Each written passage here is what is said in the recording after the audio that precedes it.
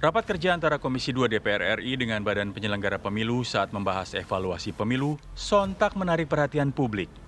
Pasalnya, anggota DPR RI dari fraksi PDI Perjuangan, Hugua, memberikan usul kontroversial terkait politik uang atau money politics dalam penyelenggaraan pemilu.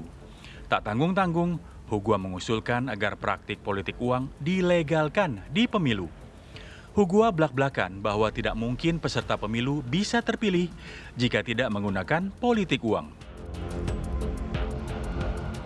Bahasa kualitas pemilu ini kan pertama begini, tidakkah kita pikir money politik dilegalkan aja di PKPU dengan batasan tertentu? Karena money politik ini keniscayaan ini. Kita juga tidak money politik, tidak ada yang pilih. Tidak ada yang pilih di masyarakat. Atmosfernya beda. Jadi kalau PKPU ini istilah money politik dengan kos politik ini coba dipertegas dan bahasanya dilegalkan saja batas berapa.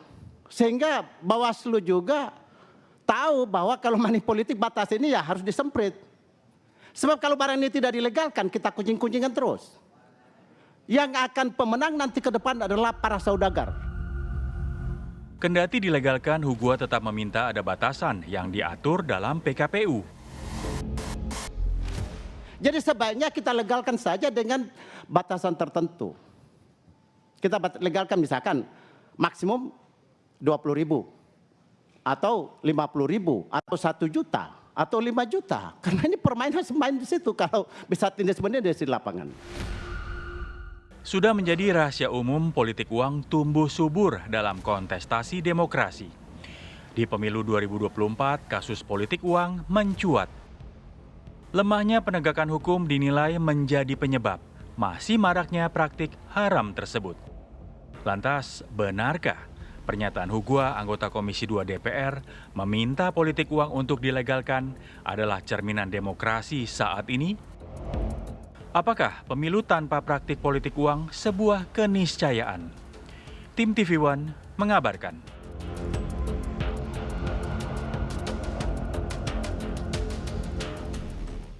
Ya, saat ini media sosial dan juga perbincangan dimanapun ini sangat ramai membahas mengenai usulan dari salah satu anggota DPR Komisi 2 yang mengatakan bahwa money politik dilegalkan. Nah, seperti apa landasan pemikiran itu bisa muncul begitu? Apa juga menjadi tujuannya?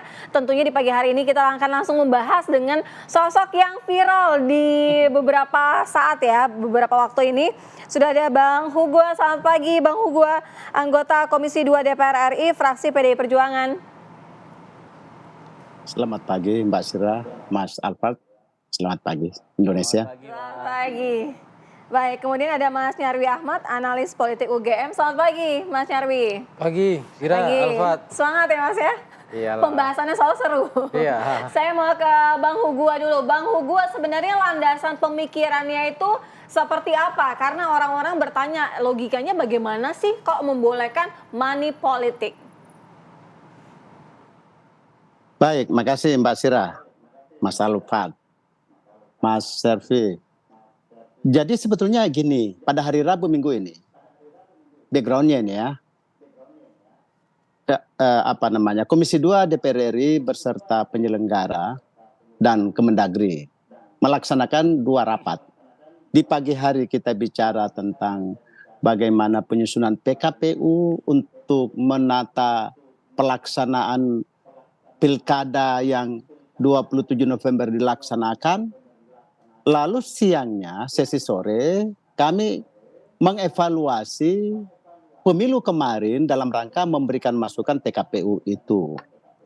Nah, dalam diskusi hangat sekali, kan hampir semua anggota Komisi 2 memberikan masukan terhadap evaluasi DPR RI terhadap pelaksanaan pemilu kemarin. Maka lalu saya bisa tarik benang merahnya bahwa pemilu tahun ini adalah pemilu yang paling brutal, ada yang mengatakan begitu. Pemilu yang sangat mahal, pemilu yang melelahkan, dan berbagai istilah-istilah pemilu yang paling buruk dan berbagai istilah-istilah lain. Nah, dalam perkembangannya, maka lalu kita lihat dalam alasannya bahwa yang terjadi adalah sebetulnya dominasi permainan uang. Serang menyerang mulai dari proses kampanye sampai hari H, bahkan 1 minggu sebelum hari H. Yang terjadi adalah serang menyerang yang berkaitan dengan, kita pun tidak tahu ya, istilah yang ada dalam undang-undang itu kan cuma mengatur adalah politik uang. Tapi kan berkembang di PKPU nomor 18 misalkan ada namanya biaya politik atau cost politik dalam istilah bahasa Inggris. Yang dilegalkan tentu di mana dibuat laporan, biaya kampanye misalkan dan lain sebagainya. Walaupun itu tidak diatur di dalam, ditegaskan di dalam Undang-Undang nomor 7 maupun nomor 10 berkaitan dengan pemilu dan pilkada ini. Apakah ini juga tidak ditakutkan menjadi penyakit juga gitu di dunia demokrasi kita saat ini? Justru ini sana Mbak, kalau ini menjadi budaya masyarakat, maka esensi pemilu mencari pemimpin negarawan dan politisi menjadi hilang. Karena bayangkan saja mencari pemimpin negara atau pemimpin bangsa lah, katakan ke depan kita mencari pemimpin daerah, katakan seperti itu. Kalau sangat tergantung pada serangan-serangan uang misalkan atau permainan uang, ini kan esensinya menjadi hilang karena yang mesti dicarikan negarawan yang memberikan pelayanan publik. Nah, biasanya kan ini ada di perguruan tinggi, biasanya ini ada di intelektual, biasanya ada di aktivis. Nah, kebanyakan mereka-mereka ini kan ada keterbatasan uang. Berarti kan di situ saya tegaskan kalau memang begitu yang menjadi kepala daerah ke depan, yang menjadi anggota DPR ke depan ini adalah saudagar. Karena harus tergantung pada jumlah uangnya, bukan tergantung pada kapasitasnya, bukan tergantung pada integritasnya di dalam melaksanakan kebijakan publik dan pelayanan publik. Sebagai tugas utama untuk menuju kesejahteraan rakyat. Di sana intinya sebetulnya. Oke, Bang Hugua, tapi ada kemudian pernyataan Bang Hugua yang banyak diprotes juga. Abang mengatakan bahwa kalau tidak pakai uang tidak akan dipilih kita. Apakah ini kemudian artinya banyak yang mengartikan ini Abang merendahkan para pemilih lainnya yang menggunakan rasionalitas misalnya. Nah, ini apa dari tanggapan Abang? Respon Abang seperti apa? Jadi intinya kan serang menyerang uang ini kan, permainan uang kan di hadapan mata kita. Artinya kita haramkan di dalam undang-undang, tapi prakteknya berjalan begitu masif, ya. Hampir tidak, kalau dulu kan istilahnya kayak kentut. Kita baunya dapat tetapi wujudnya tidak. Kalau ini wujudnya nyata, baunya pun juga nyata.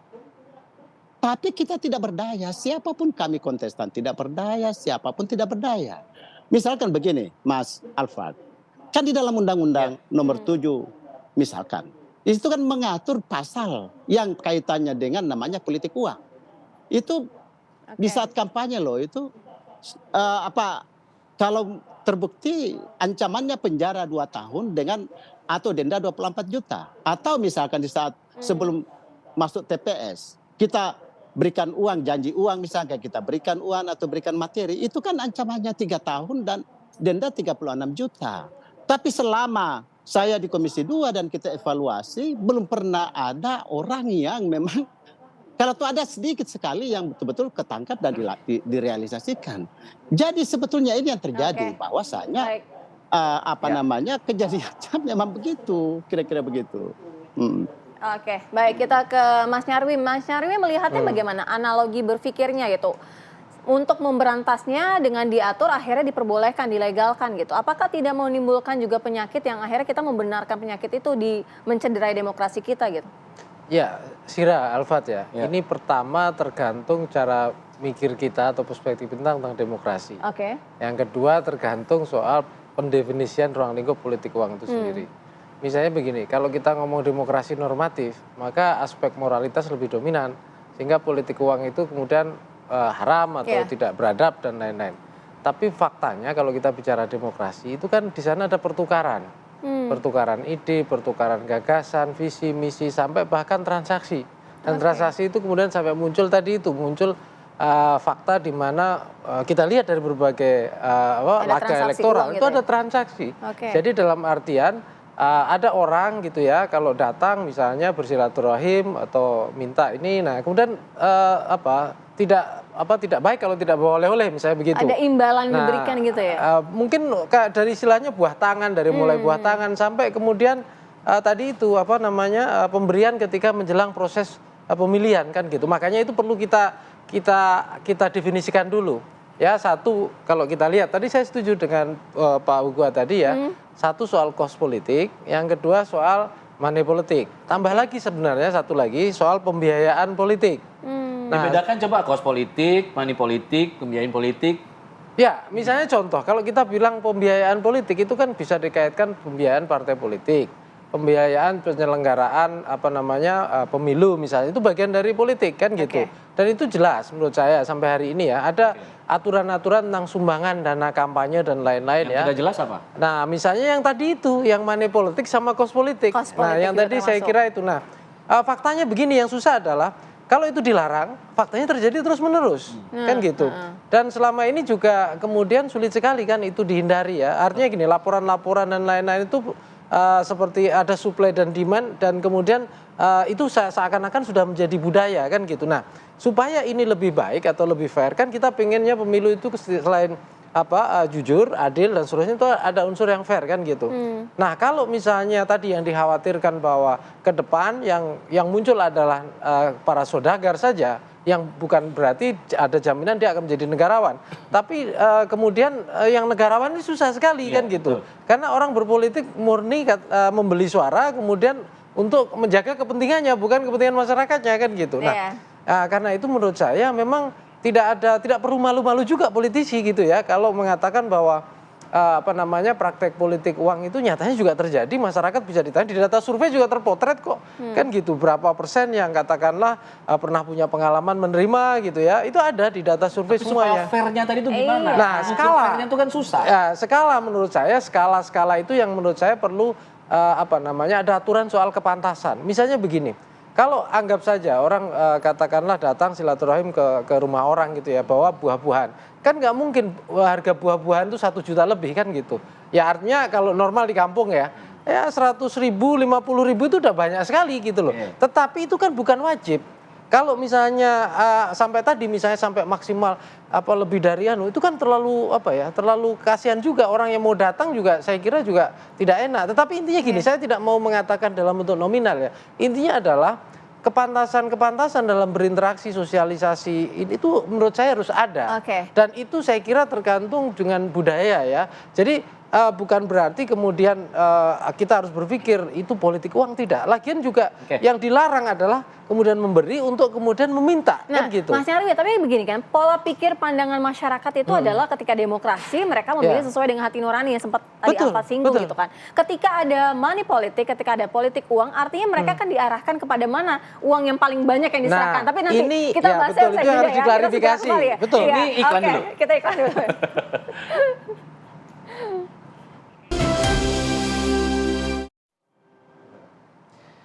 Makin menarik karena yang disampaikan Mas Nyarwi juga mulai senada nih, ada kesamaan cara berpikir mungkin dari landasannya. Tapi kemudian harus ada batasan. Kepantasan ini harus ada batasannya. Tapi siapa nih yang bisa menilai kepantasan itu, Bang Hugua? Cara menilai kepantasan nilai sebuah uang politik tadi, kos politik tadi, siapa yang bisa menentukan? Bawaslu kah, DPR kah? Karena kan nanti akan menjadi subjektif begitu. Jadi begini Mas Alfat, sebetulnya kan mengacu ke undang-undangnya dulu. Baru turunannya kan PKPU, itulah yang menata besaran-besaran ini sebetulnya itu ditata di dalam PKPU. Tetapi benar tadi saya setuju dengan apa yang disampaikan Pak Nyarwi tadi. Bahwa sebetulnya istilah kos politik, money politik, kemudian pembiayaan politik ini kan tidak tegas di dalam undang-undang. Yang ada definisi yang menurut saya masih liar. Jadi harus di dalam, sebagaimana tadi Mas Alfa katakan pembatasan, maka kan di undang-undang itu ada pasal-pasal mengatakan yang dimaksud dengan kos politik adalah bla bla bla. Yang kedua, yang dimaksud dengan money politik adalah bla bla bla. Yang dimaksud dengan pembiayaan politik adalah bla bla bla. Sehingga di sini pasal demi pasalnya turunannya akan menata demi pasal itu detail. Misalkan yang dimaksud dengan money politik itu adalah pemberian uang sebanyak 100.000. Kalau 70.000 itu masih kos politik misalkan. Ini jadi tuntunan bagi penegak hukum untuk menegakkan hukum yang berkaitan tentu politik, ada caranya, tentu dengan crime juga ada caranya.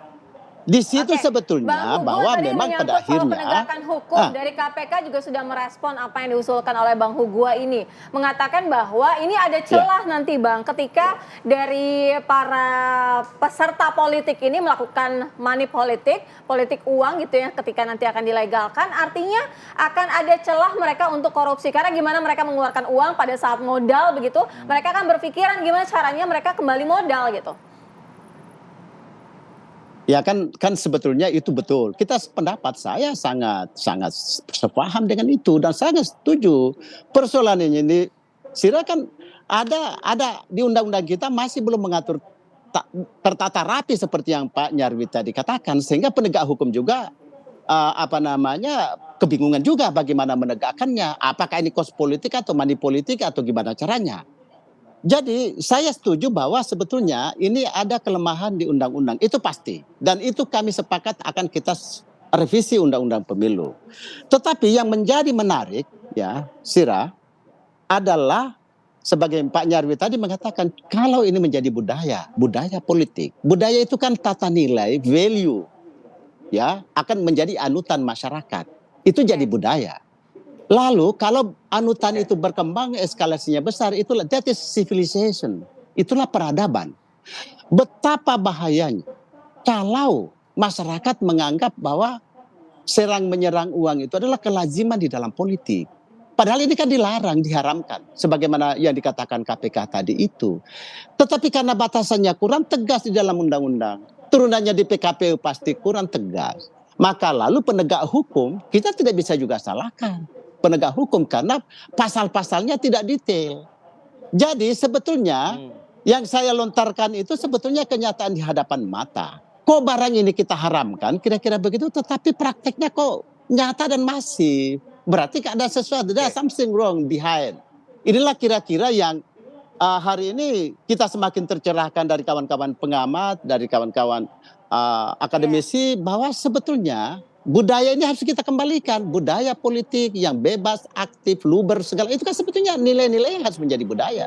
Bukan berapa jumlah uang, serangan dan seterusnya itu yang menjadi anutan. Ini budaya dan ini berbahaya buat demokrasi tentunya. Kira-kira itu sebetulnya yang menjadi poin penting yang harus kita diskusikan ke depan. Oke, Mas Nyarwi, batasannya kurang tegas, agar kemudian menjadi lebih adil harus ditegaskan lagi. Batasan-batasannya harusnya seperti apa? Batasan maksimal, batasan minimal, diseragamkan di semua wilayah, atau seperti apa kalau dari pandangan Mas Nyarwi? Yang pertama itu pembatasan soal ruang lingkup definisi. Jadi yang dimaksud pembiayaan politik itu apa? Di undang-undang kan bisa dirumuskan. Kos politik itu apa? Sampai termasuk money politik, itu satu. Yang kedua adalah kemudian memisahkan antara kos politik dengan money politik. Kalau kita anggap money politik itu money politik elektoral ketika mencoblos itu, ya baik dari skala masa sebelum kampanye sampai menjelang pemilu kotak suara itu, di kotak suara. Nah, kalau itu bisa diatur dengan baik gitu ya, menurut saya jauh lebih baik daripada bahasanya beberapa orang itu mengatakan ini tuh satu pemilu yang tidak bisa istilahnya ya. Ada yang mengatakan bahkan brutal karena tidak tahu persis gitu ya. Harapannya begini Alfat sama Sira, saya tidak mau bicara soal nominal ya. Tetapi bahwa fakta dilarang tapi itu terjadi terus-menerus. Apa yang bisa dilakukan adalah membatasi itu menurut saya. Ya, membatasi. Kenapa membatasi? Karena dengan dibatasi itu nanti orang akan fokus ke yang lain. Jadi para caleg kandidat itu bisa fokus ke visi misi, mempersuasi dengan maksimal, meyakinkan pemilih gitu loh. Bukan sekedar fokus pada tadi itu berapa kos politik yang tadi disampaikan Pak Hugua itu ya, yang kemudian terjadi perlombaan ya, peningkatan angka money politik ya. Siapa yang lebih banyak gitu ya seperti dikasih itu ya. Dan pemilih kan menjadi tidak terdidik. Kan gitu. Kalau itu dibatasi artinya apa? Kekuatan uang itu kemudian tidak bisa mendominasi lagi untuk mempersuasi gitu ya. Pemilih menentukan pilihannya. Tapi ada kalau misalnya variabel lain, visi, misi dan lain-lain yang harus dipertegas oleh para kandidat. Kalau misalnya ada anggota yang akhirnya berpikir gitu, peserta politik yang berpikir ya udah deh saya nggak punya budget sekian gitu, walaupun ada batasan tertentu. Artinya demokrasi kita terarah dong, terukur dengan posisinya yang memberikan uang itulah yang dipilih masyarakat. Justru sebaliknya Sira. Kenapa? Karena begitu dia dibatasi kan mereka yang punya kemampuan terbatas juga lebih banyak peluang dong. Seperti ini kan walaupun seperti tidak memberikan uang begitu? Iya, kan tergantung pemilih. Kan gitu. Kan tidak semua pemilih juga akan memilih karena uang juga. Ya kan di banyak data riset juga menunjukkan persentase efektivitas politik uang juga tidak akan lebih dari 40%. Kan gitu. Nah, yang saya maksudkan adalah di sini kemudian arena politik itu menjadi lebih fair gitu loh. Karena apa? Karena kalau misalnya mengandalkan pada tadi itu pertama ya caleg-caleg yang atau siapa tokoh yang lebih, ya kekhawatiran itu wajar dari Pak Ugua ya. Nanti hanya para saudagar yang misalnya lebih dominan, itu satu. Terus yang kedua, ini kaitannya pendidikan politik juga. Masyarakat mindsetnya akan melihat proses politik pemilu itu semata-mata karena nanti ada dapat amplop, kira-kira gitu. Nah ini yang menurut saya itu lebih kepada menurut saya ya pembatasan maksimal itu yang itu katakanlah ini bagian dari kos politik misalnya begitu. Nah ini dianggap katakanlah kalau dianggap diharamkan ini money politik elektoral. Nah ini nggak boleh misalnya dianu. Itu contoh ya. Tentu tergantung definisi yang akan nanti dibuat gitu loh. Tetapi intinya kita kan pengen ya proses pemilu itu lebih sehat, proses pemilu itu lebih fair, lebih demokratis. Di sana lebih cerdas dalam menyampaikan visi misi mengedukasi masyarakat. Kan itu tujuannya. Nah kalau itu tujuannya ke sana, saya kira sejumlah perbaikan memang harus dilakukan seperti itu. Siap. Nanti kita tunggu apakah kemudian usulan dari Bang Hugua ini tembus di Komisi 2. Kita lihat saja nanti. Terima kasih Bang Hugua ya sudah bergabung bersama kami di Apa Kabar Indonesia Pagi. Terima kasih juga Bang Nyarwi Ahmad sudah bergabung. Mas Nyarwi, terima kasih.